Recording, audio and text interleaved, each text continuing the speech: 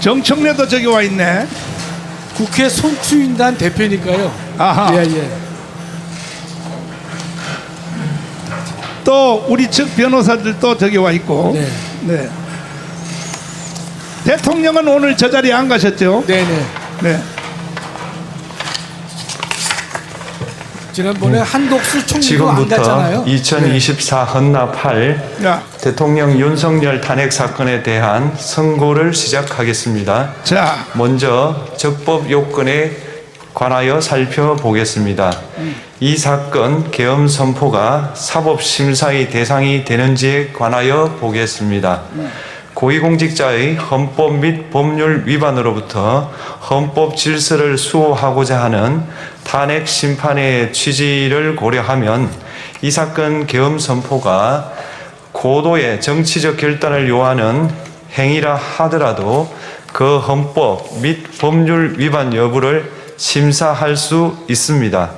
국회 법사의 조사 없이 이 사건 탄핵 소추안을 의결한 점에 대하여 보겠습니다. 헌법은 국회의 소추 절차를 입법에 맡기고 있고 국회법은 법사위 조사 여부를 국회의 재량으로 규정하고 있습니다. 따라서 법사위의 조사가 없었다고 하여 탄핵 소추 의결이 부적법하다고 볼 수 없습니다. 이 사건 탄핵 소추안의 의결이 일사부재의 원칙에 위반되는지 여부에 대해서 보겠습니다. 국회법은 부결된 안건을 같은 회기 중에 다시 발의할 수 없도록 규정하고 있습니다.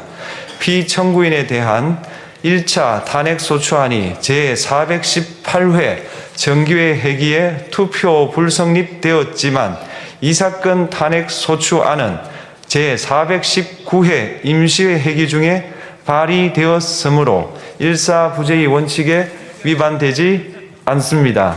한편 이에 대해서는 다른 회기에도 탄핵 소추안의 발의 횟수를 제한하는 입법이 필요하다는 재판관 정형식의 보충 의견이 있습니다.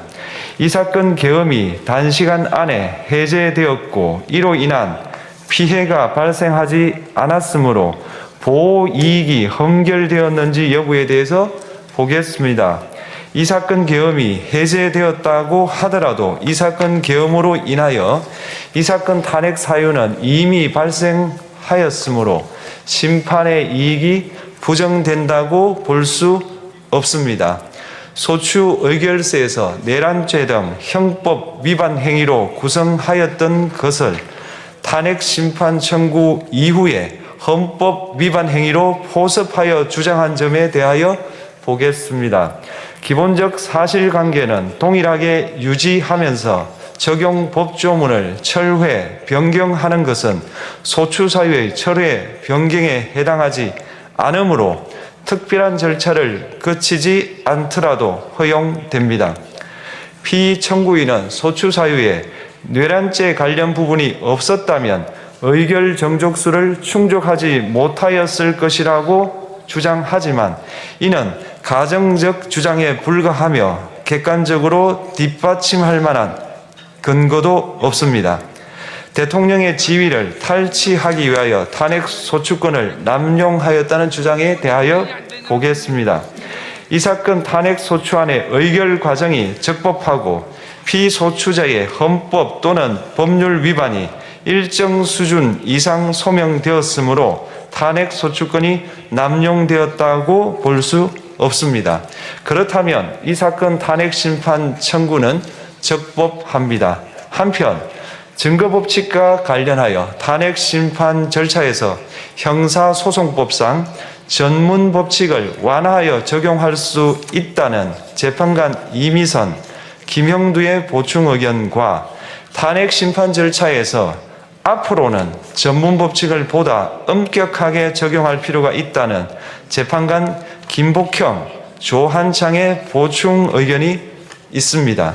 다음으로 피청구인이 직무집행에 있어 헌법이나 법률을 위반하였는지 피청구인의 법 위반 행위가 피청구인을 파면할 만큼 중대한 것인지에 관하여 살펴보겠습니다.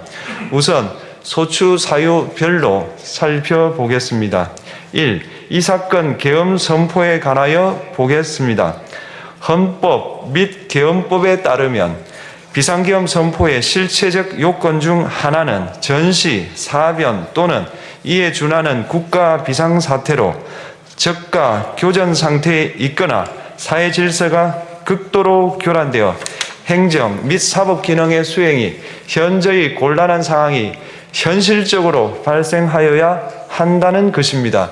피청구인은 야당이 다수 의석을 차지한 국회의 이례적인 탄핵소추 추진, 일방적인 입법권 행사 및 예산 삭감 시도 등의 전횡으로 인하여 위와 같은 중대한 위기사항이 발생하였다고 주장합니다. 피청구인의 취임 후 이 사건 계엄 선포 전까지 국회는 행안부 장관, 검사, 방통위위원장, 감사원장 등에 대하여 총 22건의 탄핵소추안을 발의하였습니다. 이는 국회가 탄핵소추 사유의 위법성에 대해 숙고하지 않은 채 법 위반의 의혹에만 근거하여 탄핵심판 제도를 정부에 대한 정치적 압박 수단으로 이용하였다는 우려를 낳았습니다. 그러나 이 사건 계엄 선포 당시에는 검사 1인 및 방통위위원장에 대한 탄핵심판 절차만이 진행 중이었습니다. 피청구인이 야당이 일방적으로 통과시켜 문제가 있다고 주장하는 법률안들은 피청구인이 제의를 요구하거나 공포를 보류하여 그 효력이 발생되지 않은 상태였습니다.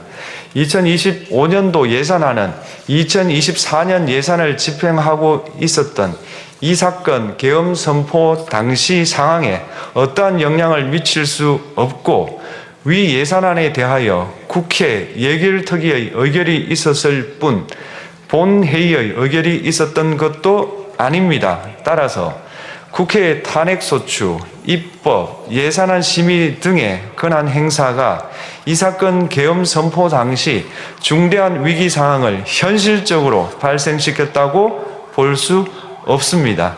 국회의 권한 행사가 위법, 부당하더라도 헌법재판소의 탄핵 심판, 피청구인의 법률안 제의 요구 등 평상시 권력 행사 방법으로 대처할 수 있으므로 국가 긴급권의 행사를 정당화할 수 없습니다.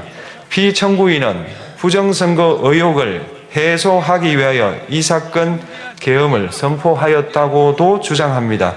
그러나 어떠한 의혹이 있다는 것만으로 중대한 위기 상황이 현실적으로 발생하였다고 볼 수는 없습니다. 또한 중앙선관위는 제22대 국회의원 선거 전에 보안 취약점에 대하여 대부분 조치하였다고 발표하였으며 사전, 우편, 투표함, 보관장소, CCTV 영상을 24시간 공개하고 개표 과정에 수검표 제도를 도입하는 등의 대책을 마련하였다는 점에서도 피청구인의 주장은 타당하다고 볼 수 없습니다.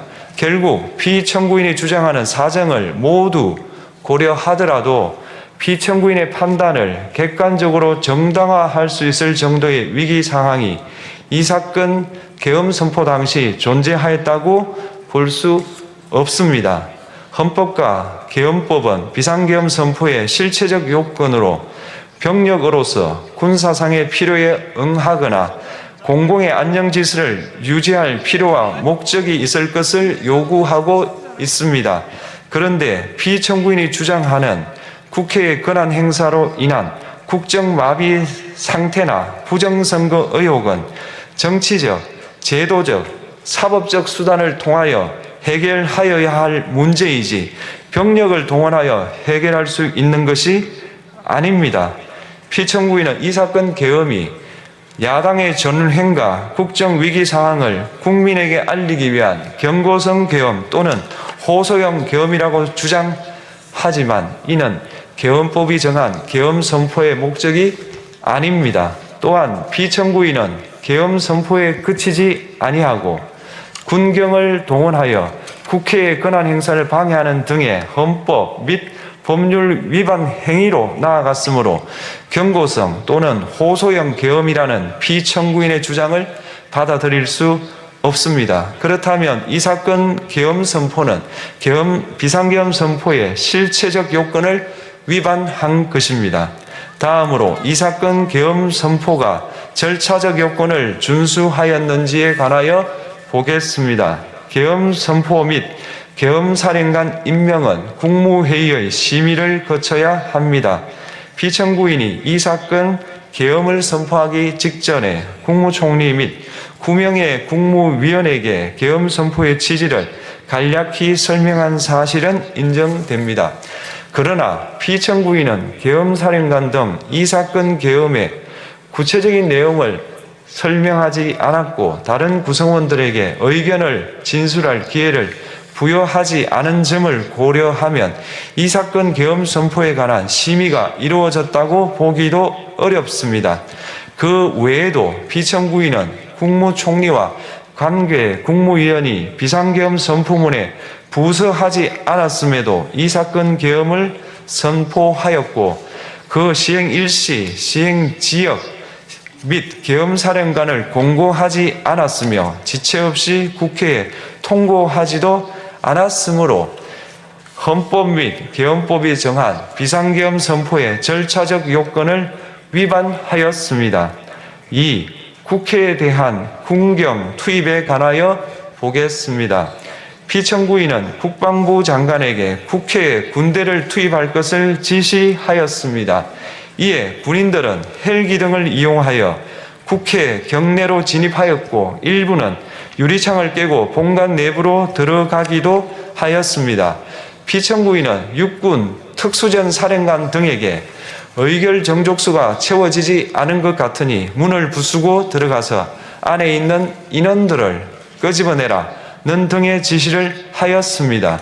또한 피청구인은 경찰청장에게 계엄사령관을 통하여 이 사건 포고령의 내용을 알려주고 직접 6차례 전화를 하기도 하였습니다. 이에 경찰청장은 국회 출입을 전면 차단하도록 하였습니다. 이로 인하여 국회로 모이고 있던 국회의원들 중 일부는 담장을 넘어가야 했거나 아예 들어가지 못하였습니다. 한편 국방부 장관은 필요시 체포할 목적으로 국군 방첩사령관에게 국회의장, 각 정당 대표 등 14명의 위치를 확인하라고 지시하였습니다. 피청구인은 국가정보원 1차장에게 전화하여 국군 방첩사령부를 지원하라고 하였고 국군 방첩사령관은 국가정보원 1차장에게 위 사람들에 대한 위치 확인을 요청하였습니다. 이와 같이 피청구인은 군경을 투입하여 국회의원의 국회 출입을 통제하는 한편 이들을 끌어내라고 지시함으로써 국회의 권한 행사를 방해하였으므로 국회에 계엄 해제 요구권을 부여한 헌법 조항을 위반하였고 국회의원의 심의 표결권, 불체포 특권을 침해하였습니다. 또한 각 정당의 대표 등에 대한 위치 확인 시도에 관여함으로써 정당 활동의 자유를 침해하였습니다. 피청구인은 국회의 권한 행사를 막는 등 정치적 목적으로 병력을 투입함으로써 국가안전보장과 국토방위를 사명으로 하여 나라를 위해 봉사하여 온 군인들이 일반 시민들과 대치하도록 만들었습니다. 이에 피청구인은 국군의 정치적 중립성을 침해하고 헌법에 따른 국군 통수 의무를 위반하였습니다. 3. 이 사건 포고령 발령에 관하여 보겠습니다. 피청구인은 이 사건 포고령을 통하여 국회, 지방의회, 정당의 활동을 금지함으로써 국회에 계엄 해제 요구권을 부여한 헌법조항, 정당 제도를 규정한 헌법조항, 대의민주주의 권력분리 원칙을 위반하였습니다. 비상계엄 하에서 기본권을 제한하기 위한 요건을 정한 헌법 및 계엄법 조항, 영장주의를 위반하여 국민의 정치적 기본권, 단체 행동권, 직업의 자유를 침해하였습니다. 4. 중앙선관위에 대한 압수수색에 관하여 보겠습니다. 피청구인은 국방부 장관에게 병력을 동원하여 선관위의 전산 시스템을 점검하라고 지시하였습니다. 이에 따라 중앙선관위 청사에 투입된 병력은 출입 통제를 하면서 당직자들의 휴대전화를 압수하고 전산 시스템을 촬영하였습니다.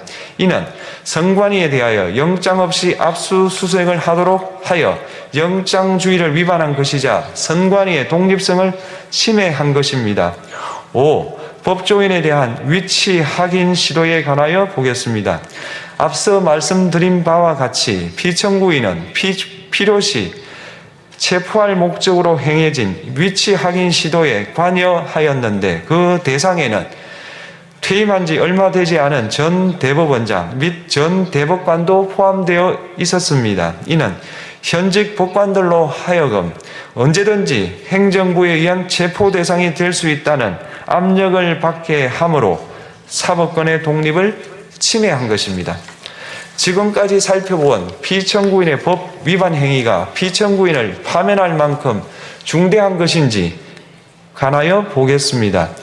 피청구인은 국회와의 대립사항을 타개할 목적으로 이 사건 계엄을 선포한 후 군경을 투입시켜 국회의 헌법상 권한 행사를 방해함으로써 국민 주권주의 및 민주주의를 부정하고 병력을 투입시켜 중앙선관위를 압수수색하도록 하는 등 헌법이 정한 통치구조를 무시하였으며 이 사건 포고령을 발령함으로써 국민의 기본권을 광범위하게 침해하였습니다. 이러한 행위는 법치국가 원리와 민주국가 원리의 기본 원칙들을 위반한 것으로 그 자체로 헌법 질서를 침해하고 민주공화정의 안정성에 심각한 위해를 끼쳤습니다. 한편 국회가 신속하게 비상계엄 해제 요구를 결의할 수 있었던 것은 시민들의 저항과 군경의 소극적인 임무 수행 덕분이었으므로 이는 피청구인의 법 위반에 대한 중대성 판단에 영향을 미치지 않습니다. 대통령의 권한은 어디까지나 헌법에 의하여 부여받은 것입니다. 피청구인은 가장 신중히 행사되어야 할 권한인 국가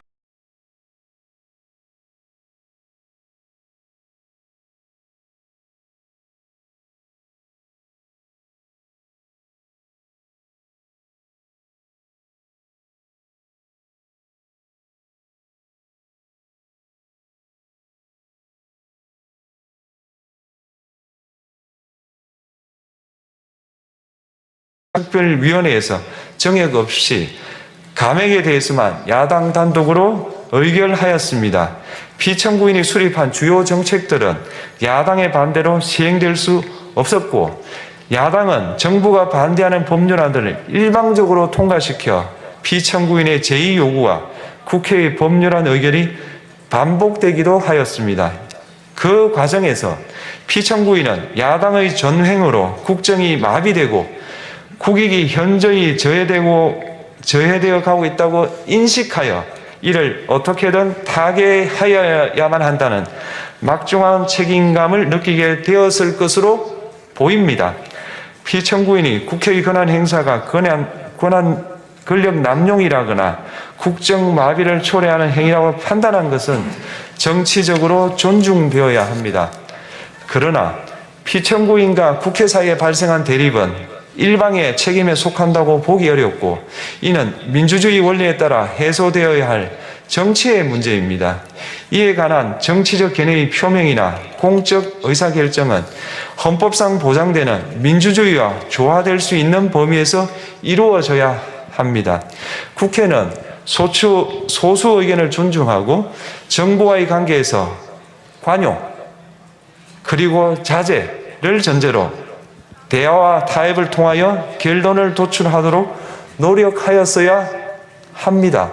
피청구인 역시 국회의 대표인 국회를 협치의 대상으로 존중하였어야 합니다. 그럼에도 불구하고 피청구인은 국회를 배제의 대상으로 삼았는데 이는 민주정치의 전제를 허무는 것으로 민주주의와 조화된다고 보기 어렵습니다. 피청구인은 국회의 권한 행사가 다수의 횡포라고 판단했다 하더라도 헌법이 예정한 자구책을 통해 견제와 균형이 실현될 수 있도록 하였어야 합니다. 피청구인은 취임한 때로부터 약 2년 후에 치러진 국회의원 선거에서 피청구인이 국정을 주도하도록 국민을 설득할 기회가 있었습니다. 그 결과가 피청구인의 의도에 부합하지 않더라도 야당을 지지한 국민의 의사를 배제하려는 시도를 하여서는 안 되었습니다. 그럼에도 불구하고 피청구인은 헌법과 법률을 위반하여 이 사건 계엄을 선포함으로써 국가 긴급권 남용의 역사를 재현하여 국민을 충격에 빠뜨리고 사회, 경제, 정치, 외교 전 분야의 혼란을 야기하였습니다. 국민 모두의 대통령으로서 자신을 지지하는 국민을 초월하여 사회 공동체를 통합시켜야 할 책무를 위반하였습니다. 군경을 동원하여 국회 등 헌법기관의 권한을 훼손하고 국민의 기본적 인권을 침해함으로써 헌법소의 책무를 저버리고 민주공화국의 주권자인 대한국민의 신임을 중대하게 배반하였습니다. 결국 피청구인의 위법 행위는 국민의 신임을 배반한 것, 헌법 소호의 관점에서 용납될 수 없는 중대한 법 위반 행위에 해당합니다. 피청구인의 법 위반 행위가 헌법 질서에 미친 부정적 영향과 파급 효과가 중대하므로 피청구인을 파면함으로써 얻는 헌법 소호의 이익이 대통령 파면에 따르는 국가적 손실을 압도할 정도로 크다고 인정됩니다. 이에 재판관 전원의 일치된 의견으로 주문을 선고합니다. 탄핵 사건이므로 선고 시각을 확인하겠습니다. 지금 시각은 오전 11시 22분입니다. 주문, 피청구인 대통령 윤석열을 파면한다. 마치겠습니다.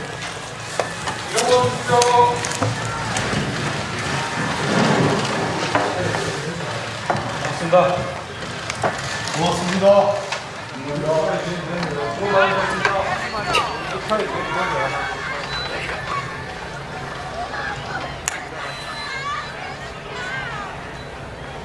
네, 윤석열 대통령 탄핵 심판 선고 지금 보신 것 어떻게 된 거야? 이 시스템이 아니 왜 발등이 됐어?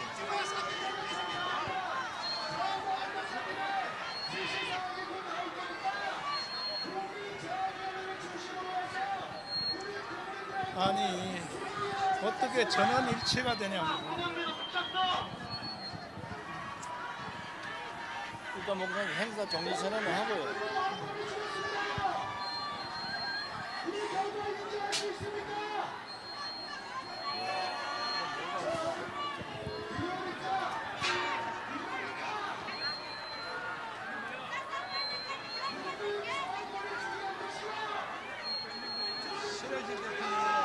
신혜식 대표님. 너 미쳤냐? 못됐어 이 개새끼야. 찍어라 봐. 왜 찍어 이거? 우리가 있으니까 왜 안 되냐고. 자, 흥분은 좀 가르치시고요. 벌어진 일에 대해서 폭력이나 이런 건 절대 해서는 안 됩니다. 일단은 자, 흥분을 좀 가라앉히시고. 자, 여러분 결과를 다 보셨죠? 그래서 저희들이 이미 벌써 느낌이 와서 4.19와 5.16으로 대처해야 되는 것입니다. 신혜식 대표님을 모시겠습니다.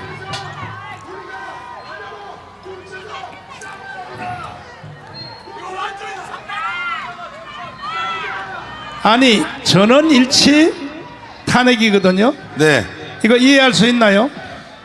어제 저녁에 네. 여러 가지 분위기가 안 좋고 좀 황당한 정보들이 들어와서 어제 사랑제일교회에 다 모이지 않았습니까? 그렇죠. 300여 분 정도가 모여서 국민저항위원회를 만들자고 목사님께서 제안을 하셨고 네. 300여 분이 모인 이유가 있습니다. 네.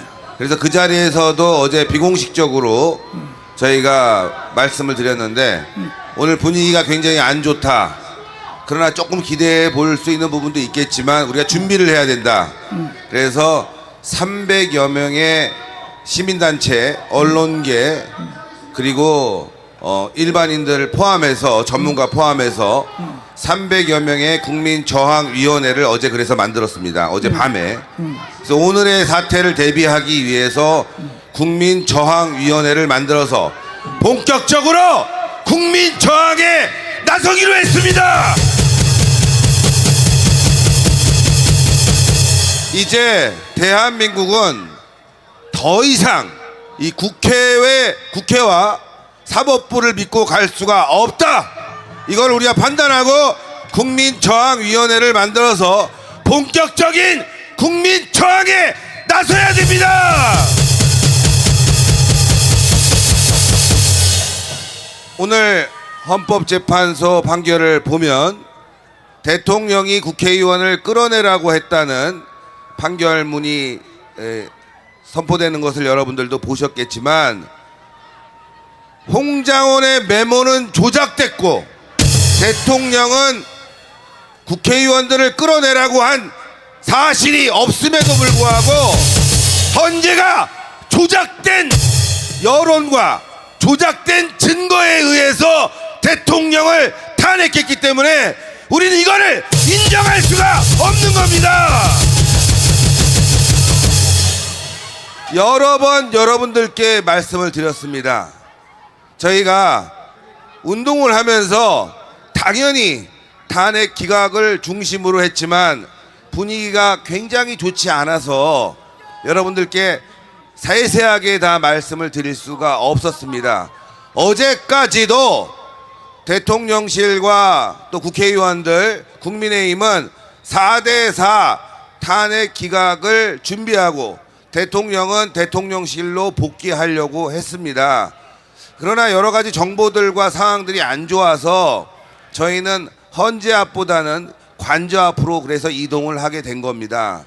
여러분들 정말 놀래고 화나고 분노하는 일이 또 박근혜 대통령 탄핵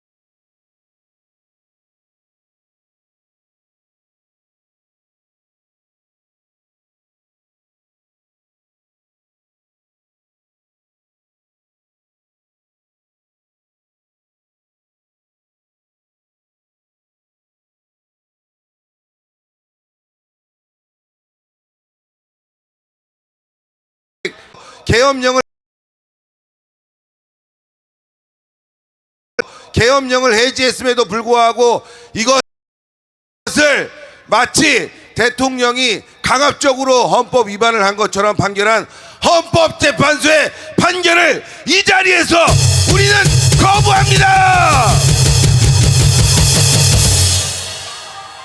그래서 어제 300여 명이 모여서 국민저항위원회를 만들어서 우리는 광화문에서 1000만이 모여서 이 사태를 해결하고자 노력할 것입니다. 여러분들도 함께 해주십시오. 지금 대한민국은 적화냐 자유민주주의를 지키는 것이냐 그 기로에 서 있다는 것을 분명히 인식해야 됩니다. 전광훈 목사님과 함께 광화문에서 국민저항 운동을 시작하겠습니다. 함께 해주십시오. 자, 저는 국민혁명의장으로서 절대로 대한민국을 북한의 연방제로 넘겨줄 수 없기 때문에 내일 오후 1시까지 윤석열 대통령의 탄핵에 대하여 인정할 수 없다 하시는 모든 분들, 그리고 윤석열의 지지율이 50% 중반대로 올라가 있어요. 50% 중반대로 올라감에도 불구하고 국민들의 의사를 무시하고 헌재가 범죄 행위를 저질렀으므로 내일 우리는 토요일 날 오후 1시까지 윤석열을 지지하고, 그리고 또 대한민국을 사랑하고 북한의 연방제로 넘기기를 거부하는 사람들은 3천만 이상이 내일 광화문 광장으로 1시까지 다 모여주시기를 바랍니다. 보이자! 여기 계신 여러분들에게 먼저 물어보겠습니다. 내일 오후 1시에 오실래요? 오시기 원하시면 두 손 들고 만세. 만세! 헌법재판소 이 사람들이 왜 전원일치 대통령을 파면하느냐? 이 사람들은요, 법조인이야. 역사를 몰라요. 역사를. 대한민국은 이승만 대통령이 건국했고 박정희가 일으킨 나라입니다. 이거 역사를 제대로 모르는 사람들은 법조인들이 보면요, 제일 맹꽁이야. 나도 재판을 수백 번 받아봤지만 재판부에서 이 말해요. 뭐라 그러냐? 피고 그 말 했어 안 했어? 그 말 했어 안 했어? 아니, 그 말 했어 안 했어가 아니라 그 앞에 배경의 말을, 내 말을 들어봐야 될 거 아닙니까? 그러니까 이 법조인들이 맹꽁이들이야. 맹꽁이들. 오늘 헌법재판소 재판관들은 역사적인 탄핵을 받을 것입니다. 맞습니다. 헌법 위의 권위가 뭐냐? 국민 저항권이야. 동의하십니까? 이건 누가 가르쳐주냐? 윤석열 대통령이 가르쳐준 거야. 헌법 위의 권위가, 대한민국의 모든 권위는 헌법이지만은 아까도 계속 헌법이라고 했잖아요. 헌법을 위반했다. 헌법 위반했다. 헌법 위의 권위가 국민 저항권입니다. 국민 저항권. 맞습니다. 동의하십니까? 나는 마지막으로 한마디만 묻겠어요. 더불어민주당의 정강정책 6번에 보면은 이게 연방제 통일로 간다. 이거 연방제 통일로. 여러분, 연방제 통일하면 돼야 안 돼요? 그러니까 이 더불어민주당은 당 자체가 위헌정당이에요. 위헌정당. 맞습니다. 동의하십니까? 동의합니다. 그리고 이 이재명이가 직접 한 말 한번 들어보세요. 김일성, 김정일, 김정은을 폄훼하지 말라. 아니, 당 대표가, 그것도 최고의 192석을 가지고 있는 야당 대표가 이따위 발언을 하면 되냐 말이야. 한번 들어봐 주세요. 선대들, 우리 북한의 김정일, 우리 북한의 김정일, 또 김일성 주석의 노력들이 폄훼되지 않도록, 훼손되지 않도록 애써야 할 것입니다. 이 사람은 보안법 위반이요, 아니요? 그러니까 바로 이재명부터 체포해야 되는 거예요. 체포하라. 그러나 나는 강문 운동을 7년 하면서 한 번도 사건 사고가 없었어요. 심지어 먼저 번에 여기서 이 집회할 때도 저 민노총이 경찰을 돌격해서 경찰이 입원했어요. 우리는 7년 동안 하면서 사건 사고가 7년 동안 한 건도 없었으므로 우리는 합법적으로 국민 저항권으로 대한민국을 다시 지켜낼 것입니다. 지키자! 동의하십니까? 지금 이 방송을 보고 있는 전국 국민들 중에서 이야 이거는 진짜 사기다 사기, 저 국민 저 헌법재판소 저거 사기다, 그걸 분노만 가지고 있지 마시고 마음으로 분노만 있어서 안 돼. 내일 강화문으로 1시까지 3천만 명이 다 모여야 되는 근거는 어디 있느냐?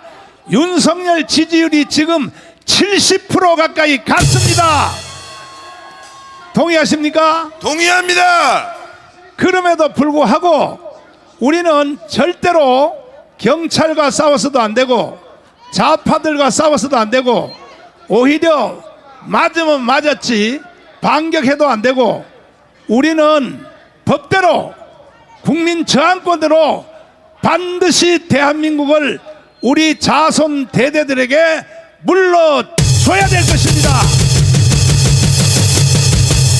오늘 헌법재판소의 결론이 이게 다가 아닙니다. 그 위에 권위인 국민 저항권이 남아 있어요.